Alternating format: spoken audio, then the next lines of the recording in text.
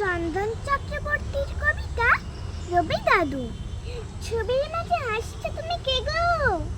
তোমার দেখি দাদুর মতো দাড়ি। বৈশাখ মাসের 25 সালে দেখি তোমায় নিয়ে সবার বাড়াবাড়ি। মালা দিয়ে তোমায় দেবে থেকে, তারপরে তো করবে তোমায় বারণ। দেখতে তুমি আমার দাদুর মতো, তবু তোমায় সবাই করে স্মরণ।